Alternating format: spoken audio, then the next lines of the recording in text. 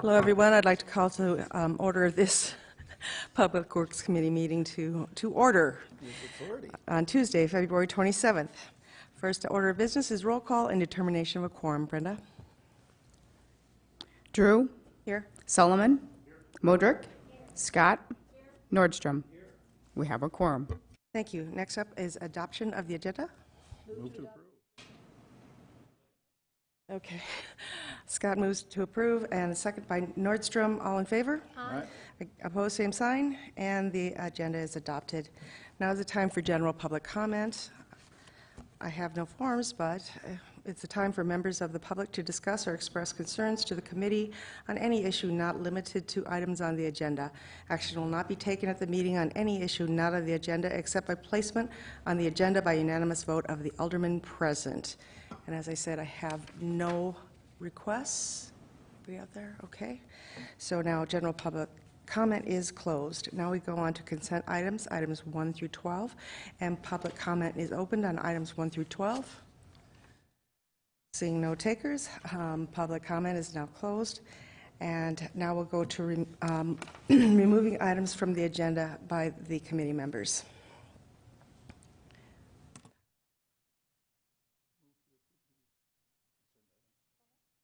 Okay. Okay. All in favor? All opposed? Okay. All right. So we go right on to the non-consent items. Right? Right. I thought you guys were pulling stuff. Excuse me. I'm sorry. I'm so surprised. Okay. We go on to the non-consent items. Public comment is open on non-consent items, items 13 and 14. Seeing no one, public comment is now closed. We go on to engineering services, item number 13, appeal of denied exception request from Prairie Valley Development Company, LLC, to waive the requirement to construct curb, gutter, sidewalk, and street light conduit in Reseda, Abilene, and Mondo Streets, City File 18EX016. One exception denied by staff out of 2 total exceptions submitted for the project. And the chair recognizes Jason Solomon. Thank you, Madam Chair. I believe the developer is here, and I guess if you don't mind answering some questions. Do us a favor, we're asking everybody to state their name and address. And Address? well, it's just a resident address. Yeah. Oh, Stuart Martin, 8240 Daisy Lane, Rapid City. So Stuart, this is an appeal. We've seen this before, and I guess one question for you is what's changed since the last time you brought this before City Council? Well, we changed, the only thing we did is changed a couple of the lines on the bottom lot lines to increase a little. We took one lot and made it a little smaller in order to get some 1 acre lots down at the bottom. Okay. So just kind of the lot lines, and that's about it? Correct. Okay. All right. I'll yield for now. Chair recognizes Richie Nordstrom. Good afternoon, Mr. Martin. The last time you and I spoke, we discussed about that second water line access point. Do you have that available? I was looking for it on the drawings, and I didn't see it. Is there a... Richie, that didn't come up as a staff exception on this submittal. Okay. All right, and then I just want to remind the rest of the council that each time we do this, it winds up with an issue for the CIP, so it'll probably be coming, what we're waiving and everything will probably eventually come up for a CIP agenda item. So I just want to be having everybody cautious and aware of what will happen in the next step. If we go through this exceptions to these appeals. Thank you. Thank you. Chair recognizes Amanda Scott. Thank you, Madam Chair. May I ask Mr. Dale Tech a question or two? Please. Thank you. So, Mr. Tech, on this one, since this is a resubmission, we as a committee should be viewing this without any past history, right? We should be just looking at this as submitted. Is that correct? Yes, it's very similar in nature to the previous one, but most certainly it's a new submittal. Staff evaluated the exceptions that were submitted along with this and evaluated them just as we would of something we hadn't seen before. So most certainly the council should look at this as a new project. Okay, with that being said, then please give me some details as far as the exception staff went ahead and administratively approved versus the exception that staff is recommending denial. Correct. The exception that staff approved, there is one lot in this proposed subdivision that borders Anderson Road, which is an existing road, and staff agreed that it doesn't make sense at this time for them to improve an existing road to the current standards, whereas the exception that staff recommended denial on is roads that don't exist. They're brand-new roads in brand-new rights-of-way, greenfield development. We believe it's important that this subdivision, as well as any other subdivision with this type of density, these types of right-of-ways, meet our standards that are adopted. And I already know the answer to this, but I'm going to ask you so that you can confirm it. I believe that this property is not actually within the city limits of Rapid City? That's correct. However, it is within our 3-mile platting jurisdiction where the requirements, we don't distinguish in our subdivision improvements if it's in or outside of our city limits. If it's within our 3-mile platting jurisdiction, it is assumed that sometime in the future this property will be in city limits. Therefore, it's important to have infrastructure that's consistent with what we have in the city. Thank you. And so my comments is I would support staff on this. I have sat on the city council since 2012, and I have had to work through some of the roads that have been created outside within this 3-mile, and it has been a nightmare to get them to code when it actually comes into the city. So I will support staff within our 3-mile limitation, or our, I shouldn't say limitation, within our 3-mile boundary of influence that the city council has to make sure that we get infrastructure in place on developments that come into our city so that we are not kicking the can down the road and making the taxpayers or additional property owners try to bring infrastructure up to code and up to acceptable standards. So where I stand on this, being a brand new submission, is that I agree with staff that we need to make sure that infrastructure is put in place as the new roads and new right-of-ways and new easements come into the city or into development. So, thank you. Chair recognizes Lisa Modrick. Thank you, Madam Chair. May I ask Mr. Tech a question? Please. So, Dale, if we have on this new item coming to us with some of the valued history previous last year, and in fact, in this small donut of curb gutter, we bring it up to code, but all around it in this rural 3-mile radius outside of the city limits, it is not up to code, and not knowing if it's going to have the continued developments in 10 years, 30 years, or 100 years, what happens if inside this development, curb and gutter and runoff, and not having the natural or sustainable works of a drainage, a natural drainage, and it all is coming down, and then how will it distribute when right now it's set to be designed as a natural drainage along with the other natural drainage that's all the way around this, all the way around this development, because it is so rural. How will that affect? Is it going to pool down or run down if we have one of those large rains and then hit some of those natural drainages that aren't being upgraded? I think there's a lot of questions in that one question that you just There asked me. is. So I'm going to... It's a very Well, rural question. I'm going to, I guess, give a broader response to that. I think most of you have been in the mayor's office where you see a picture of downtown Rapid City in the early 1900s, late 1800s. It's dirt from building to building, no curb gutter, no drainage, no nothing. As the city has developed, expanded, grown, redeveloped, those features, drainage features, have been implemented. To this day, we're still working on drainage. West Memorial Park, for instance, there's a project that's going to be coming up here that addresses not only the park, but drainage. We've done a number of things along the creek here for drainage.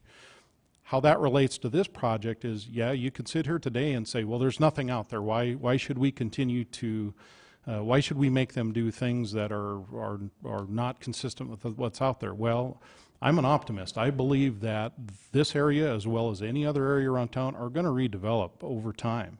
And now's the time to get something correct in there. And then the other stuff over time will be correct, just as you see in those two pictures hanging in the mayor's office. Thank you. May I ask Mr. Stewart a question? Yes. So with the lot change that you made, which is just the minor change, can you again remind us what size the lots are of this development for these houses? All of these, all the lots are actually half acre except for the one at the corner that Mr. Tech was talking about on Anderson and Mondo. That one was a little bit bigger.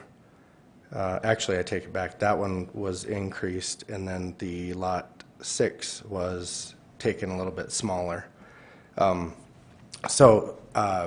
Land-wise, nothing's changed.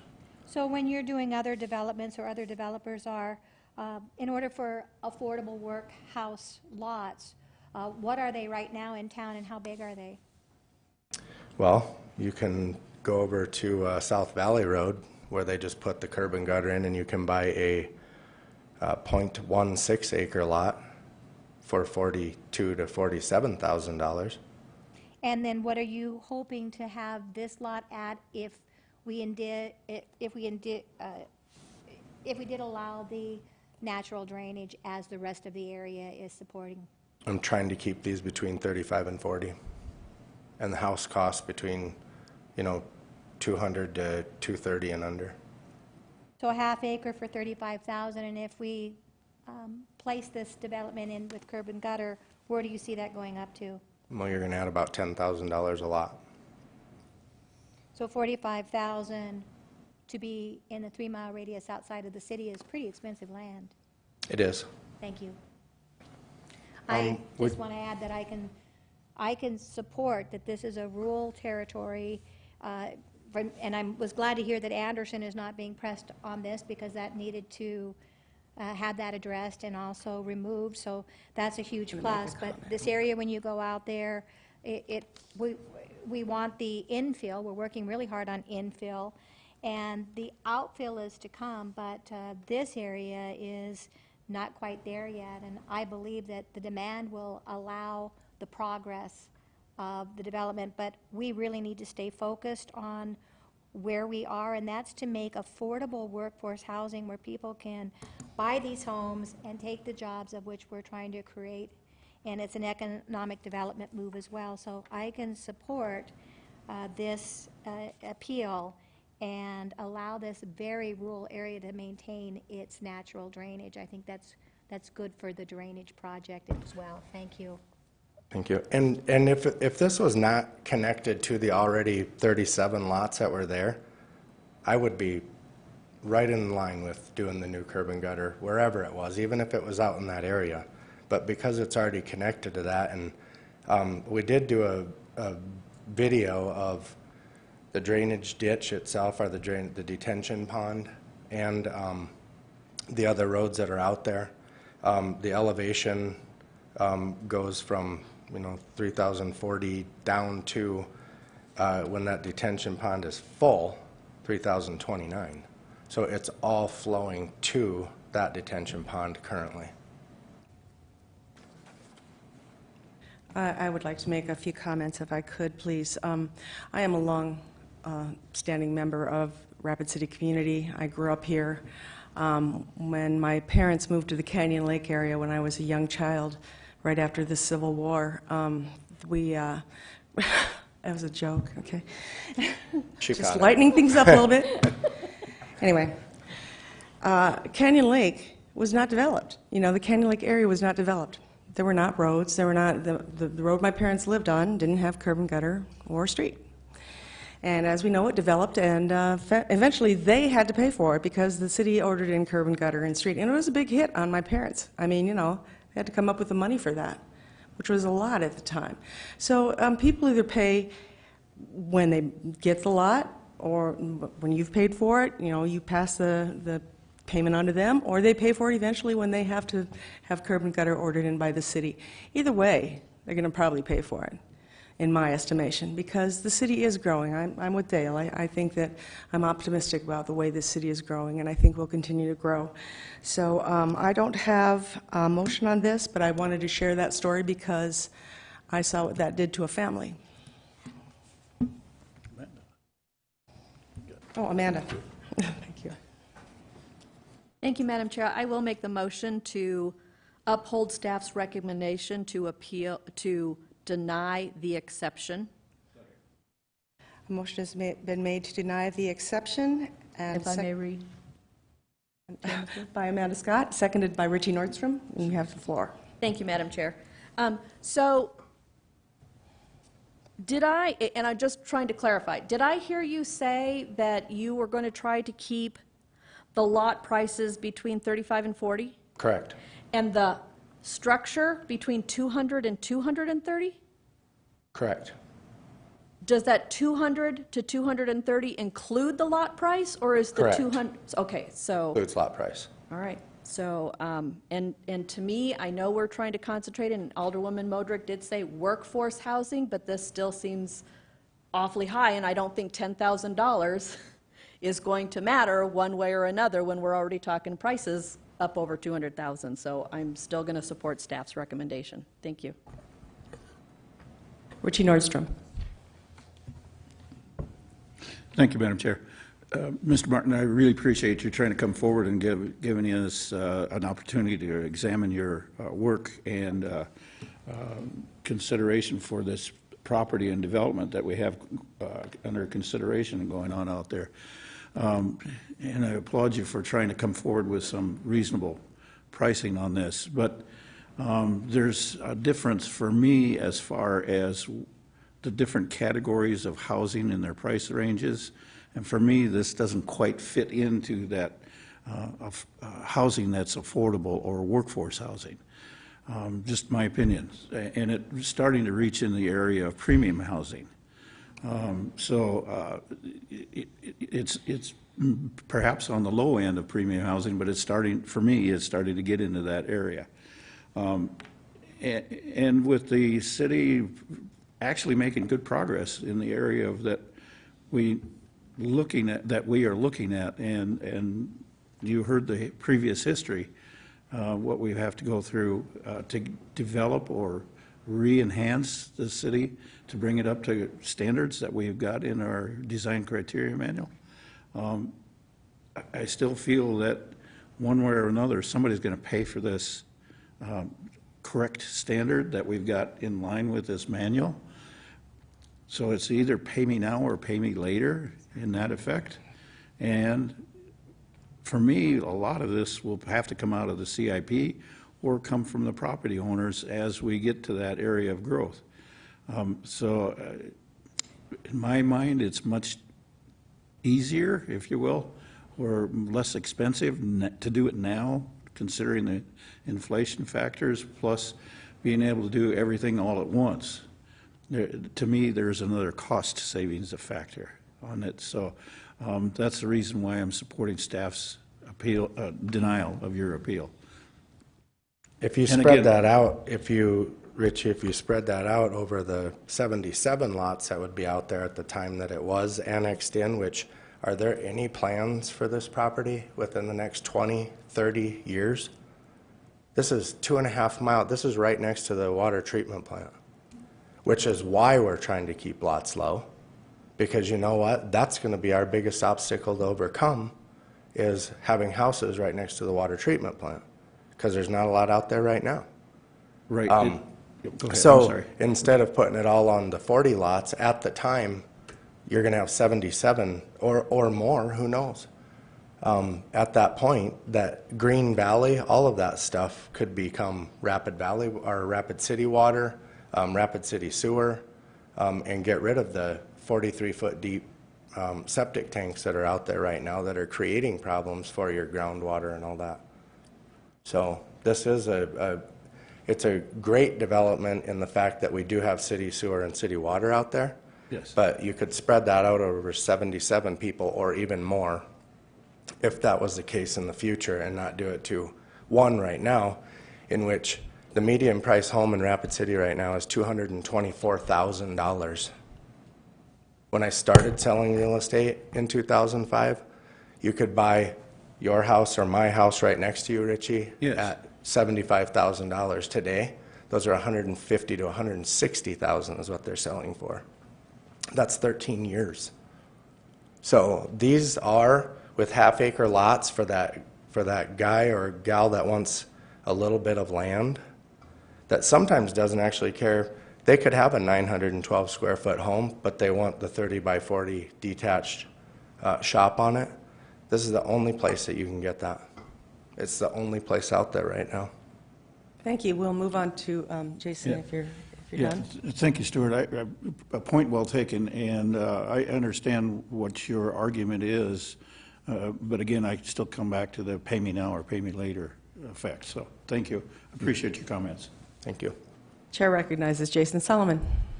Thank you. And I certainly respect the rationale for why staff wants to ensure this gets in. But, you know, we're weighing some priorities here, and the priority of workforce housing is significant. I had an opportunity to visit with the base commander, and one thing I asked was, what are some things Rapid City can do for you? Ride sharing was one of them. Another one of them was housing for the military members, that there just aren't enough that are in this price range for their members, and that so housing becomes an issue. And obviously other communities are addressing that, and while this is outside of Rapid City, it's within our jurisdiction, of course, but $10,000, I guess, I forget who said, it might have been Amanda. $10,000 is a lot when you're applying for a mortgage. It does make or break a number of people, whether they can get something or not. It is kind of the reality of it. And sometimes when you're looking in 200-ish in the way we kind of think, it's one thing, but when you're a lender and you're actually cranking out numbers, your debt to income ratio, all of that, $10,000 plays a significant factor. And this could be a great starter home, and great for our military members, great for people who are wanting to live a little bit out of town, because these are kind of rural lots, and because it's so kind of on the other side of our jurisdiction, it just seems a little bit like we're asking too much for this right now. And I'm optimistic it will grow out there. I'm sure Stuart is too. You want to develop all of that, and the time will come, obviously, when we're going to have to do something. But it's kind of it's tough because we're kind of crunching at this price range. We just don't have enough. Those houses on the market do not stay on the market at all. If you are a $200,000 house, I'm sure you know this. I mean, they're gone just like that. There's just not enough of them. And with two members of the household working, this is about the price range they can afford. This is what most Rapid City families, young families especially, can afford. And I want to make sure that there's an opportunity for that. And so I will support this exception as well. But I understand exactly what the need is. And Richie is right. That is a need, and it is going to be an issue.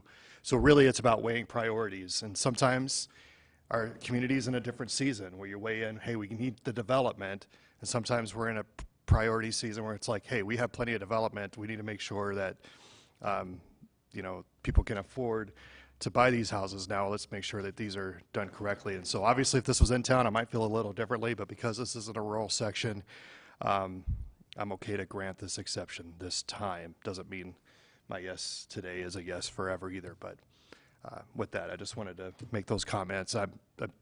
This affordable workforce housing thing is what sticks in my mind, and we've seen a lot of data tell us how great of a need that is, and so that's why I will support this. Thank you. Chair recognizes Lisa Modrick. Thank you, Madam Chair, for letting me back in. One of the countersides, just to endorse this appeal, is not everybody wants a curb and a gutter.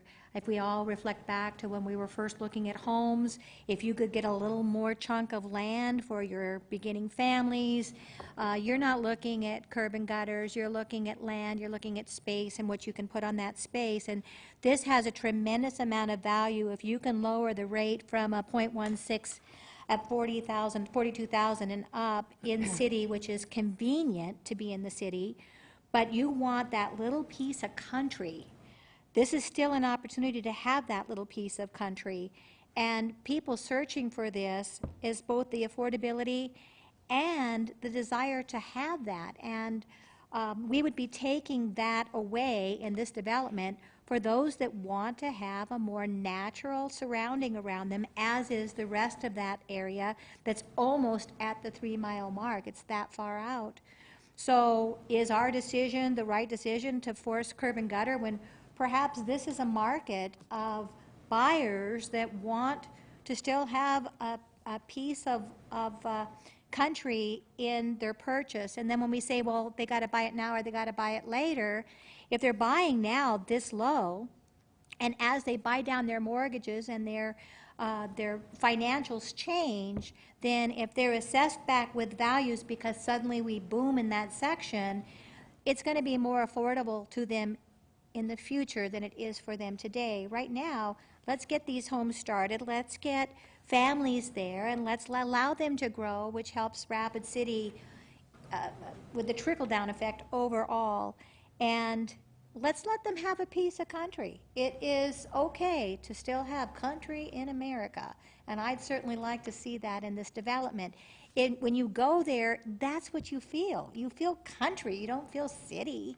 So why would we ruin this development by forcing in the little donut hole of the surroundings a curb and gutter that's going to look really out of place? That's not going to be what's going to sell homes, is a curb and gutter. That piece of country is, having a half acre is very desirable and very affordable. So I hope that we could see other developments like this come before us. I think this is a good movement for Rapid City to not just get stuck in a box that we can only develop if we have a curb and a gutter. Thank you. Well, we've had a good discussion here, and I wonder how many times we're going to have this discussion. Yes, because the criteria manual dictates that we have this discussion. And so we're sending a mixed message to our staff constantly. We say, you have to do it this way, and then we're not going to support you. So I really can't say that I enjoy these discussions very much, because I don't like the continual back and forth, because we're split on these things. You know, I'm on the sustainability committee, and I certainly understand the green initiatives of leaving the ditches and the drainage and the things, the natural drainage as it is. I also understand the predicament it puts families in eventually when we do order in curb and gutter, or the problems for the city. It's a very complex problem. Right now I'd like to ask Ken, if I could. Ken, is this workforce housing? Is this what this is to you? Is this that kind of a development? Well, workforce housing can be broadly categorized, but it has to do with the economy, the local economy, and what we consider to be affordable for certain groups of people. So that's really a fluid concept. However, I think location has a lot to do with it. If it's a good location for workers to live in, I think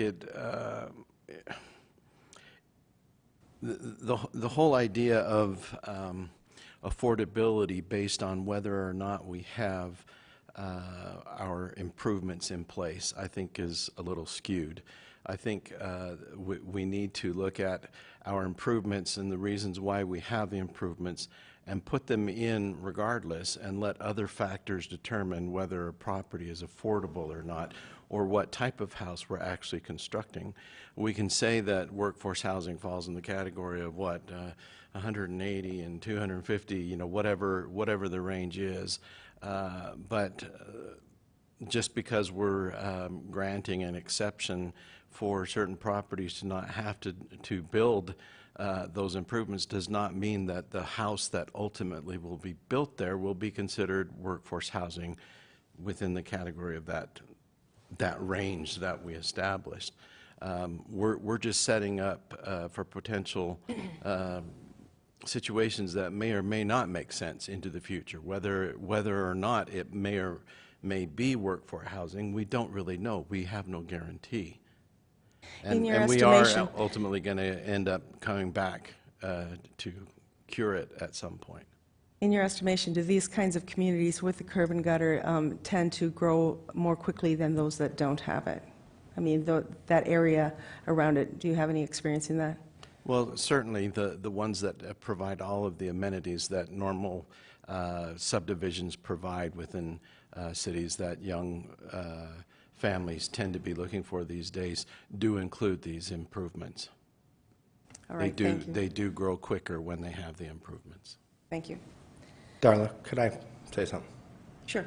And again, I go back to, if I was coming in with a brand-new subdivision, I should know as a developer that this is what I would have to do.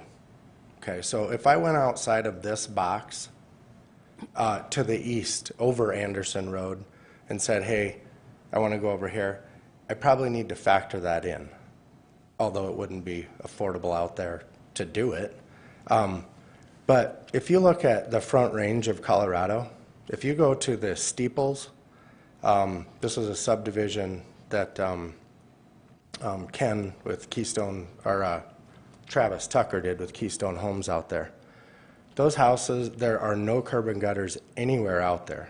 There's 300 and 400 houses out there in a cornfield that they scraped and put down, and that was because those were the areas that people wanted to go. They didn't want to be in Denver. So they went out to these country-ish fields, and those are 0.2, 0.25 acre lots that they did out there. And with natural disbursement through those drainage ditches, again, if the rest of this had it, I could understand why we would have to have it in here. But with the elevations that are here, with the things that are there currently, it's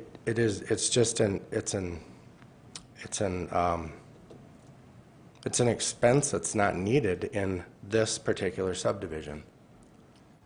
The only other half-acre lots that I know of right now that are maybe a half acre and above are the stuff that Jim just put in out behind Red Rock, and you can go buy a .80 acre lot for $93,000 and then put a $500,000 house on it. That's the only other ones that I know of. And did they do curb and gutter? Yep, they did, because they were already connected to. Thank you. I understand where you're going with this, but we have to move to a vote because Amanda Scott is under a time constraint here. So the motion on the floor is to deny the exception request. And all in favor? Aye. All opposed, same sign. No. I have to break the tie. I have to vote. Yeah. Yes. No. You're still a member. My vote is no. Motion fails, or motion carries, excuse me. I am voting to deny the exception. Okay, I'm voting to deny, sorry. But You're siding with Amanda. I am. You're siding with staff. Yes, I'm siding with staff. Okay, excuse me. I was confused there on what I was voting. I wrote down no, but yeah, I'm voting with staff. So right now, the motion for you is denied. Your appeal is denied. But we are not the final judge and jury on this. You'll be back again on Monday night and be in front of the full council. So just be ready to speak. I think you spoke very eloquently and passionately and almost changed my mind. So we'll see what happens next Monday. So please come back. But right now, your exception is denied. We move on to item 14. Forward to City Council without recommendation, Resolution Number 2018-022, a resolution authorizing an application for financial assistance, authorizing the execution and submittal of the application, and designating an authorized representative to certify and sign payment requests. East Rapid City Water Expansion Project Number 13-2107/CIP number 50964, and the Chair recognizes Amanda Scott. Thank you, Madam Chair. I'd like to make the motion to forward this to City Council without recommendation and retain the floor, if I can get a second. A motion by Scott to send to City Council without recommendation, and a second by Nordstrom. Thank you, Madam Chair. May I ask a question of Mr. Tech, please? Thank you. So, Mr. Tech, on this one, we typically don't like to send stuff to City Council without a recommendation. However, this committee is being requested to send this, and from what I understand, it's more of a procedural issue. Is that correct? That is indeed correct. It is a timing issue. There's a public hearing that will occur at City Council regarding this SRF loan. This item needs to be brought along with it, however, after the public hearing. So our request is going to be at City Council on Monday night to have the public hearing process for the first part of this. This will be on the agenda later then for approval. So, and then, and basically, you're just, again, I think staff is trying to work towards transparency for Correct. our citizens. You're just bringing it through the committee to Correct. kind of give a heads up that this is in relationship to a hearing that will occur before City Council on Monday night. Absolutely. All right, so then the citizens have a heads up, and then they can look forward to that hearing and that discussion. And then this only comes into effect if the hearing is positive. Correct. All right, thank you. Thank you, Madam Chair. Thank you. Motion on the floor is to forward to City Council without recommendation. All in favor say aye. Aye. Those opposed, same sign. Motion carries. Jason Solomon moves to adjourn. Nordstrom is second. All in favor? Aye. We are adjourned.